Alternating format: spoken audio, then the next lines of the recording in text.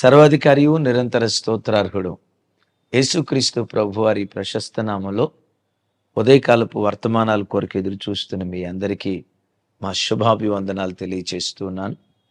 క్రీస్తునందు మాకు అత్యంత ప్రియమైన దైవజనమా, ఎలా ఉన్నారు? నిన్నటి దినాన అందించబడిన వర్తమానం కొన్ని వేల మంది విని మంచి దినాలు వస్తాయి మేము నమ్ముతున్నాం. మీరు చెప్పిన 3 మాటలు మా హృదయాలను కదిలించాయి. మార్చుకుంటాం, నేర్చుకుంటాం, ఓర్చుకుంటాం. ఎంతోమంది బిడ్డలు స్పందించి, అన్నయ్య మా కుటుంబాల్లో అరుణోదయ ప్రార్థన చేసుకుంటా ఉన్నాం, కుటుంబారాధన కూడా చేసుకుంటున్నామని కొన్ని వందల మంది మీకు కామెంట్ తెలియచేశారు. నిన్నటి దినాన కామెంట్ పెట్టిన ప్రతి చెల్లికి, ప్రతి తమ్ముడికి, ప్రతి తండ్రికి, ప్రతి అక్కకు నా చేతులు జోడించి వినయ మనసుతో మీకు కృతజ్ఞతలు తెలియచేస్తూ ఉన్నాను. చాలామంది బిడ్డలు నేను పెట్టిన కామెంట్స్లో, అన్నయ్య ఒకప్పుడు మా కుటుంబాల్లో కుటుంబ ఆరాధన జరిగేది కాదు, మన ఇమాన్యుయల్ మినిస్ట్రీస్ ఉదయకాలపు వర్తమానాలు వినటం ప్రారంభించినప్పటి నుండి ఉదయకాలపు కుటుంబ ప్రార్థనలు చేసుకుంటున్నాం అన్నయ్య. సాతాను మా కుటుంబాల్లో కుటుంబ ప్రార్థన బలిపీఠాలు లేకుండా చేశాడు. మన వర్తమానాలు విన్న తర్వాత మరలా కుటుంబ ప్రార్థన బలిపీఠాలు తిరిగి కట్టుకోవటానికి దేవుడు కృప చూపించారు. ఉదయకాలపు ప్రార్థన అంత ప్రాముఖ్యంగా ఎంచేవాళ్ళం కాదు. ఒకరోజు చేసుకుంటే మరో రోజు చేసుకోకుండా అస్తవ్యస్తంగా మా ఆత్మీయ జీవితం ఉండేది. దేవుని కృప, మన మినిస్ట్రీస్ ద్వారా వర్తమానాలు వినటం ప్రారంభించినప్పటి నుండి ప్రతి ఉదయం అరుణోదయపు దినాన మా కంఠధ్వని దేవునికి వినిపిస్తున్నాం. ఉదయం లేచి ప్రార్థన చేసుకోకుండా, దేవునితో గడపకుండా గడప దాటితే ఓ గొప్ప అపరాధం చేసిన వాళ్ళగా మా మనసాక్షి మా మీద నేరారోపణ చేస్తుందన్నయ్య. ఉదయకాలం ప్రార్థన చేసుకుంటున్నాం. ఎంతోమంది బిడ్డలు నిన్న కామెంట్ చేశారు. వాళ్ళందరినీ సర్వశక్తి గల దేవుడు సమృద్ధిగా దీవించి వర్ధిల్ల చేయునుగాక. ఆమేన్. మంచిది. ఈరోజు శనివారం కదా, ఉదయం 10 గంటల నుంచి 1 గంట వరకు ఉపవాస ప్రార్థన. అనేక విషయాల నిమిత్తం మనం ప్రార్థన చేద్దాం. ప్రత్యేకంగా దివ్యమైన వర్తమానం, విలువలేని దాని కొరకు విలువైన దాన్ని పోగొట్టుకోకు. ఏది విలువైంది, ఏది విలువలేనిది? ప్రజలు దేని కొరకు దేన్ని పోగొట్టుకుంటున్నారు? చక్కటి సందేశం పరిశుద్ధాత్ముడు సిద్ధపరిచారు. రేపు ఆదివారం కదా, మీరు ఏ మందిరాలకు వెళ్తున్నారో సమయానికి ఒక 5 నిమిషాలు ముందే వెళ్ళండి. మన సెంట్రల్ మందిరంలో 3 ఆరాధనలు, first service, second service, third service timings మీకు కనపడుతున్నాయి కదా. విశేషంగా రేపు ఆదివారం అద్భుతమైన దివ్య వర్తమానాలు పరిశుద్ధాత్ముడు సిద్ధపరిచారు. అయ్యో ప్రభా, ఎందుకు ఈ ఓటమి?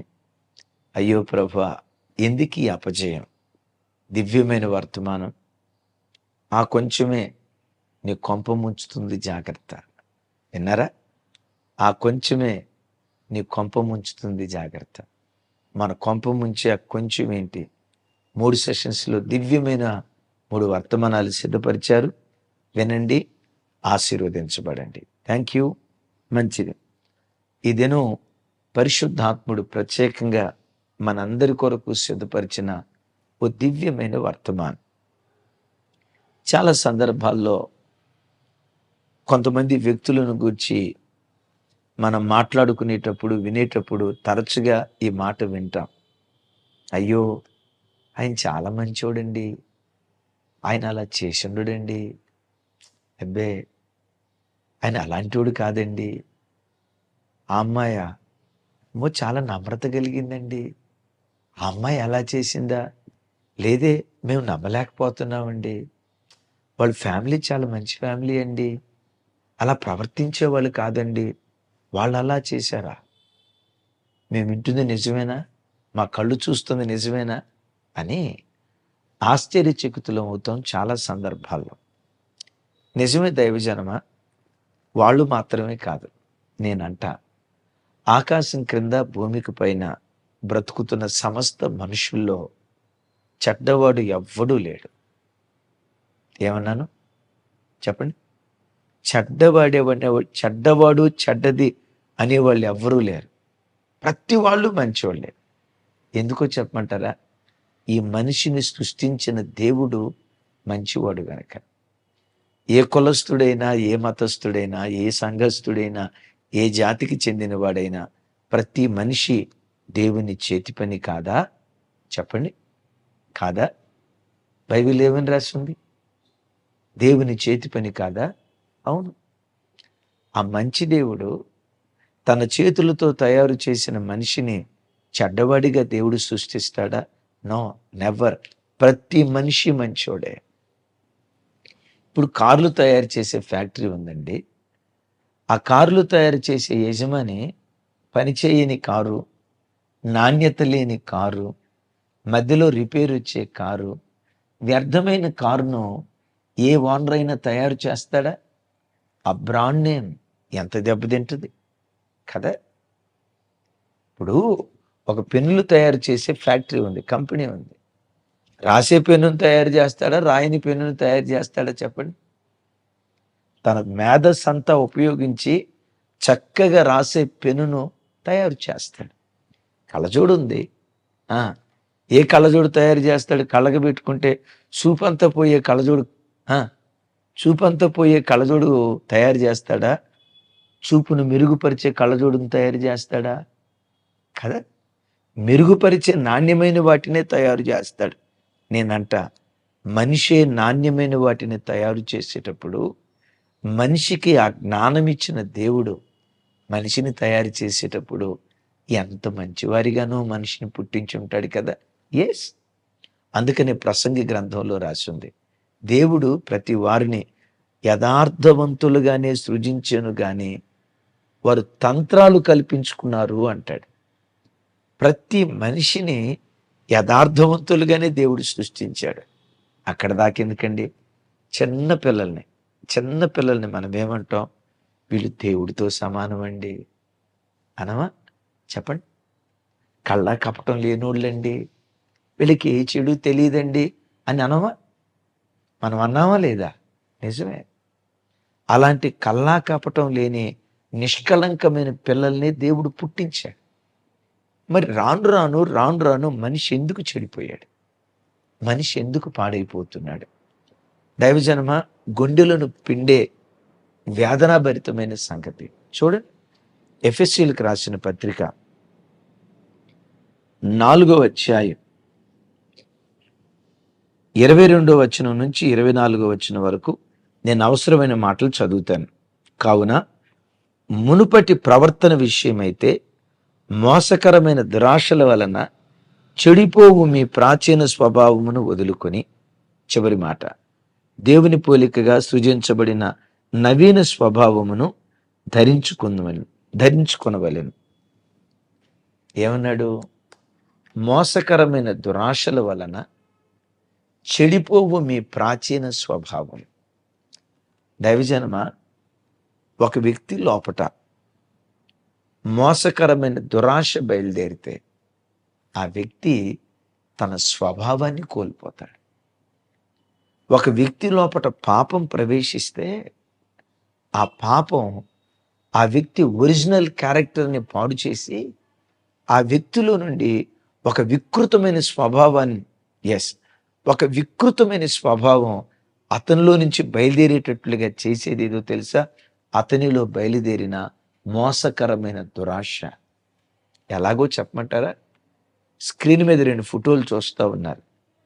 ఆ యవన బిడ్డ బహు అందమైంది. ఎంత చక్కగా ఉందో చూడండి. ఎంత అద్భుతమైన రూపమో చూడండి. అంత అందమైనటువంటి ముఖం మీద వాడు ఎవడో పనికిమాలినోడు యాసిడ్ పోసాడు. యాసిడ్ పోసేసరికి అంత అందమైన ముఖం ఎంత వికారంగా మారిపోయిందో చూడండి. అబ్బా, ఎంత అందంగా ఉందో కదా ఆశించే ఆ రూపం కలిగిన ఆ బిడ్డ ముఖం ఎంత అందవికారంగా, ఎంత అసహ్యంగా మారిపోయిందో కదా. దైవజనమ, పాపమనే యాసిడ్ నీ అంతరంగంలో ప్రవేశిస్తే అది వ్యభిచారమే కానీ, త్రాగుడే గాని, దొంగతనమే గాని, అసూయే గాని, ఓర్వలేని తరమే గాని, గర్వమే గాని, అహంకారమే గాని, దొంగతనమే గాని, ఏ విధమైన చెడుతనం నీలో ప్రవేశించినా యాసిడ్ ఆ అందమైన రూపాన్ని పాడు చేసినట్లుగా నీలో ప్రవేశించిన ఆ పాపం నీ యథార్థతను కోల్పోయేటట్లుగా చేసి, నీ మంచితనం కోల్పోయేటట్లుగా చేసి, నీలో నుండి ఒక వికృతమైన స్వభావాన్ని సాతానుగాడు లేవనెత్తడం ప్రారంభిస్తాడు. వాస్తవంగా నువ్వు అది కాదు, అలాంటి చెడ్డ వ్యక్తిత్వం కాదు నీది. కానీ నీలో ప్రవేశించిన పాపం అనే యాసిడ్ ఒక వికృతమైన వాడిగా నేను మారుస్తుంది. బైబిల్లో 2 సన్నివేశాలు చెప్తాను. అందుకని తమ్ముడు, ఈ మాటలు వింటూ దేవుణ్ణి అడుగు, దేవా, నా అంతరంగంలో ఏ పాపం నన్ను ఏలుబడి చేయనివ్వకయ్యా, ఏ దురాశ నాలోనికి రానివ్వకయ్యా, ఏ చెడుతనం, ఏ పాపం నా అంతరంగంలో ప్రవేశించకుండా నన్ను నేను కాపాడుకునే కృప నాకు దయచేయ్యా. కన్నీళ్లతో ప్రభువును అడుగుతూ ఉండు. ఎస్, పరిశుద్ధ గ్రంథమైన బైబిల్లో భక్తుడైన దావీదు, ఆయన భక్తిని గూర్చి ఎంత చెప్పినా తక్కువే అని చెప్పటంలో సందేహం లేదు. ఏమండి, రోజుకొచ్చి 7 మార్లు స్తుతించేవాడు, 3 మార్లు ప్రార్థించేవాడు కదా. దేవుడే దావీదును గూర్చి సాక్ష్యం ఇస్తాడు. ఏమని? దావీదు నా హృదయానుసారమైన మనుష్యుడు. అంటే నా హృదయం ఎలాంటిదో దావీదు హృదయం కూడా అలాంటిదని అంత గొప్ప సాక్ష్యం దేవుడే చెప్పాడు. ఆ దావీదు ఎలాంటి ఉన్నతమైన వ్యక్తిత్వం కలిగిన వాడో మరొక మాట మీకు జ్ఞాపకం చేస్తాను. చూడండి, సమూయేలు మొదటి గ్రంథం 24వ అధ్యాయం 5వ వచనం.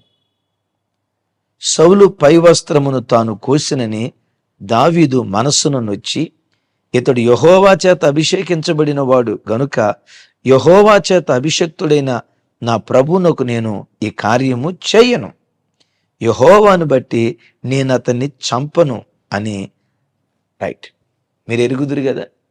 సౌలు ప్రతిదినం దావీదును చంపాలని తరుముతూ ఉంటే, రాజా, నేను చంపే అవకాశం నాకు వచ్చినా చంపలేదు, చంపే అవకాశం వచ్చిందో లేదో చూడు, నీ వస్త్రపు చెంగును కోసుకొచ్చా అని చూపించటానికి ఆనవాలు కోసం దావీదు వస్త్రపు చెంగును కోసాడు. వాక్యం ఏమని రాసి ఉంది? యెహోవా చేత అభిషేకించబడిన వాడిని ముట్టకూడదు అని. దావీదు యెహోవా చేత అభిషేకించబడిన వాడిని ముట్టి వస్త్రపు చెంగు కోసినందుకు మనస్సును నొచ్చుకున్నాడు. బా, ఎంత సున్నితమైన మనసు కలిగినోడు. చిన్న తప్పును కూడా తనలో ప్రవేశిస్తే సహించలేని ఆ ఉన్నతమైన వ్యక్తిత్వం కలిగిన వాడు భక్తుడైనటువంటి దావీదు. ఒకసారి మీరు చూడండి, ఆఫ్టర్ ఆల్ వస్త్రపు చెంగును కోస్తేనే మనసులో నొచ్చుకుంటున్నాడు. అలాగని సౌలేమైన దావీదుకు ఉపకారం చేశాడా? సౌలుకు దావీదు ఉపకారం చేస్తే ప్రత్యుపకారం చేయకపోగా దావీదును చంపాలని ప్రయత్నం చేస్తున్నాడు.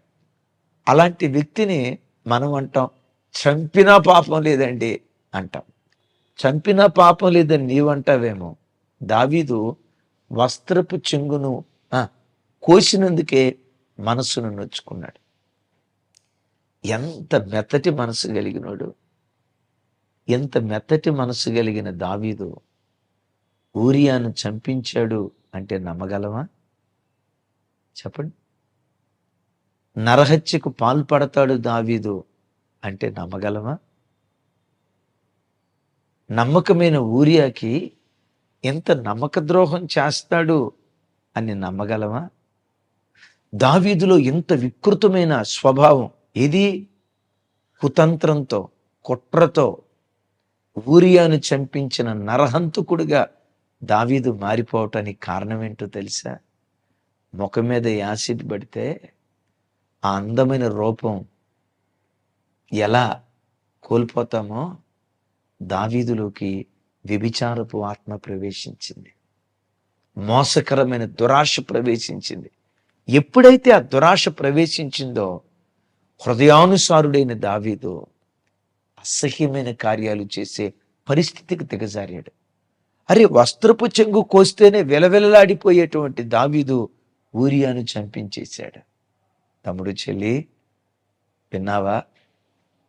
నీలో కూడా ఏదో పాపం ప్రవేశించాలని ప్రయత్నిస్తుంది, జాగ్రత్త. ఏదో చెడుతనం ప్రవేశించాలని ప్రయత్నిస్తుంది, జాగ్రత్త. ఏ చిన్న చెడుతనానికి నువ్వు అవకాశం ఇచ్చినా జరిగేదేంటో తెలుసా? ఆ మోసకరమైన దురాశ నీలో ప్రవేశించి ఒక చెడ్డదానిలాగా నిన్ను మార్చేస్తుంది. సాతాను నిన్ను ఒక చెడ్డవాడిలాగా నీ లోపటి నుంచి ఒక భయంకరమైన వ్యక్తిని, కోపిస్తోణ్ణి, గర్విస్తోణ్ణి, నరహంతకుణ్ణి, ఒక తెలియని దుర్మార్గుణ్ణి నీలో నుంచి లేవనెత్తుతాడు శత్రువైన సాతాను. దైవజనమా, పాపం ఎంత భయంకరమైనదో. మోసకరమైన దురాశలకు ఒకడు చోటిస్తే ఆ వ్యక్తి స్వభావాన్ని ఆ మోసకరమైన దురాశ ఎలా పాడు చేస్తుందో కొన్ని వార్తలు వింటే గుండెలు ఎట్లా పిండినట్లు అయిపోతుంది. ఆ మధ్యకాలంలో రాజమండ్రిలో ఓ తల్లి తన కడుపును పుట్టిన బిడ్డలు ఇద్దరిని ఉరేసి చంపింది. 8 సంవత్సరాల కూతురుని, 6 సంవత్సరాల కొడుకుని. కన్న తల్లి ఆ పిల్లలిద్దరికి ఉరేసి చంపిందట. ఎవరు? నవమాసాలు మోసిన తల్లి, ఒడిలో పెట్టుకొని స్తన్యపానాలు త్రాపించిన తల్లి, గోరుమొద్దులు తినిపించిన తల్లి, చేయి పట్టుకొని బుడి అడుగులు వేస్తూ నడక తన పిల్లలకు నేర్పిన తల్లి ఏ చేతులతో సాకిందో 6 సంవత్సరాలు 8 సంవత్సరాలు ఆ చేతులతోనే పిల్లల గొంతు నులిమి ఉరేసి చంపేసిందట. ఎందుకు చంపిందో తెలుసా? ఈ తల్లి అక్రమ సంబంధంలో చిక్కుకొని వాడు అన్నాడట, నిన్ను నా దానిగా, ఇక పనికి మాలిన మాటలు నేను చెప్పలేను. ఎందుకు ఆ తల్లి? మనం అంటాం, అయ్యో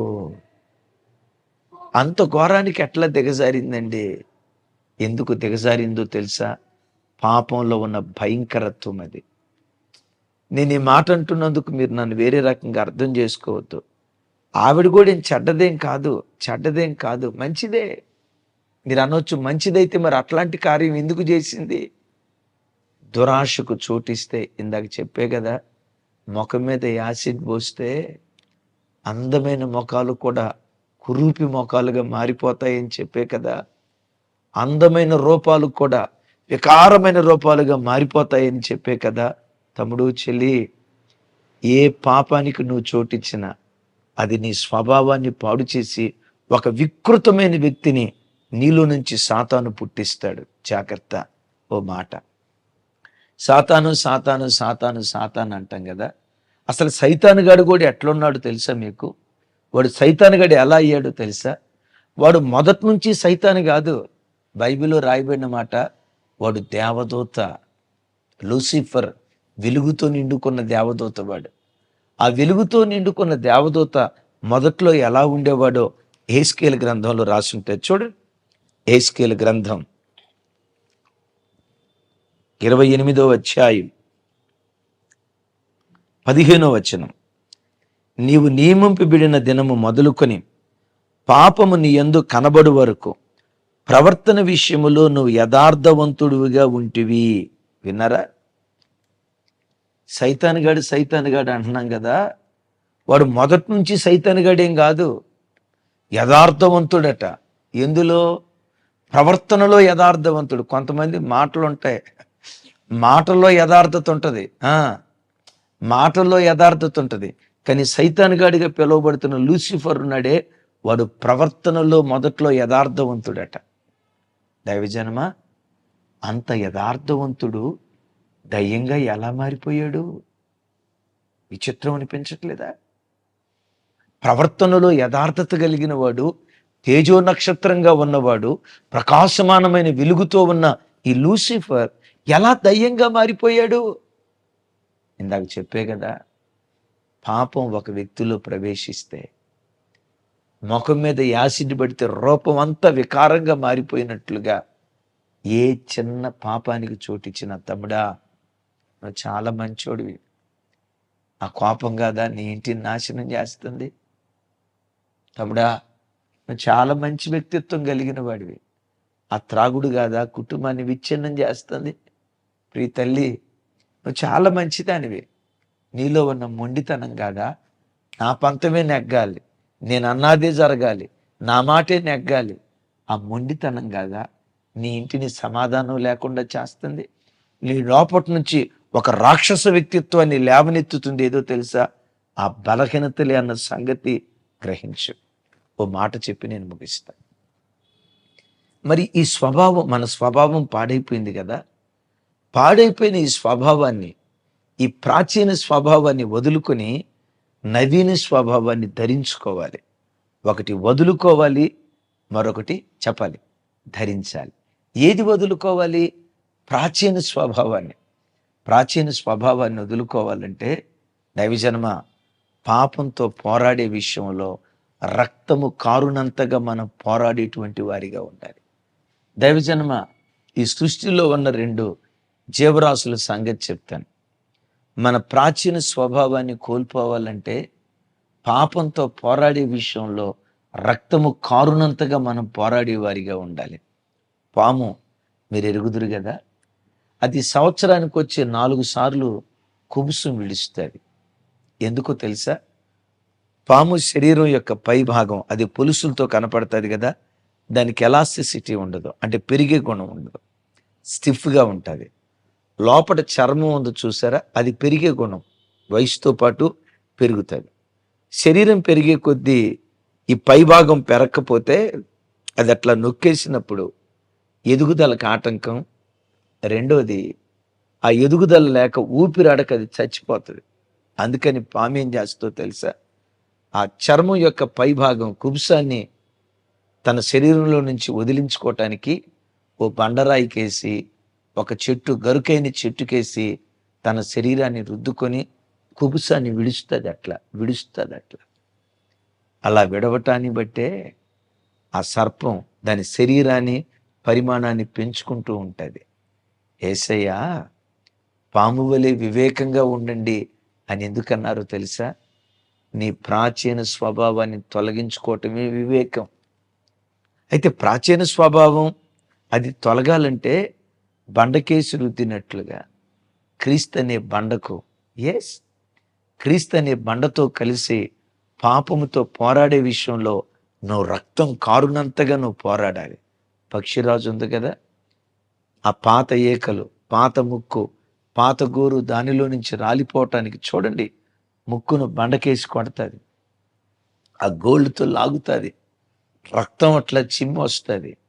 అయినా నేను నూతన స్వభావాన్ని, నూతన బలాన్ని ధరించాలి. నూతన బలాన్ని ధరించడానికి రక్తము కారునంతగా పోరాడింది. ఈ గోళ్ళు పెరికేయటానికి, ఏకలు పెరికేయటానికి. తద్వారా ఏం జరిగిందో తెలుసా? పాత అవయవాలన్నీ రాలిపోయిన తర్వాత నూతన అవయవాలు దానిలో నుంచి వస్తాయి. అందుకని బైబిల్లో పక్షిరాజు వలె వారు నూతన బలాన్ని పొందుకుంటారు. రెక్కలు చాపి పైకి ఎగురుతారు, అలయరు, సొమ్మసిల్లరు. యేసు నామం పేరిట క్రొత్త స్వభావం, నూతన స్వభావం నీ మీద దేవుడు కుమ్మరించునుగాక.